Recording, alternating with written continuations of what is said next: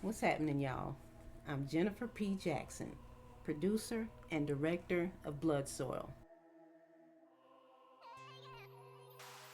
The road to Bloodsoil actually started with me making a decision to leave the job that I had. I worked in the corporate sector for almost a decade as a software engineer, business tech. The last month before I left, so this was like my last month at the company, I had actually decided to start learning Unreal Engine. Now that's a whole nother story because I had thought about it. I had been thinking about it for some months and I kind of had put it off. And then sometime earlier this year, like right before I left, something told me to go ahead and just learn Unreal Engine.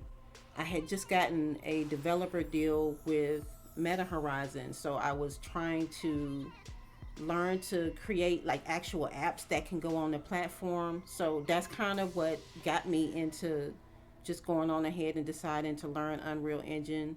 What happened was I went on YouTube, I found this tutorial, 20 videos. It took me like 3 weeks to get through this tutorial.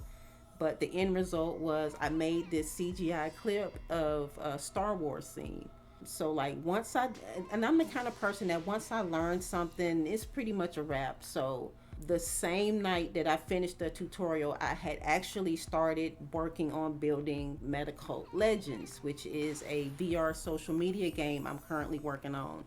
I started working on building out Metacult Legends. So like this whole spring, I spent building out Metacult Legends, and I got about halfway done. Something told me to just stop, and I'm frantically trying to do this because I had left the 9 to 5, and I was trying to hurry up and get this VR game out, and something told me to stop and do a VR 360 film. The idea kind of crossed my mind at first, and I kind of just shrugged it off because that was a whole new concept to me because I had just kind of started getting into the whole VR thing as it was.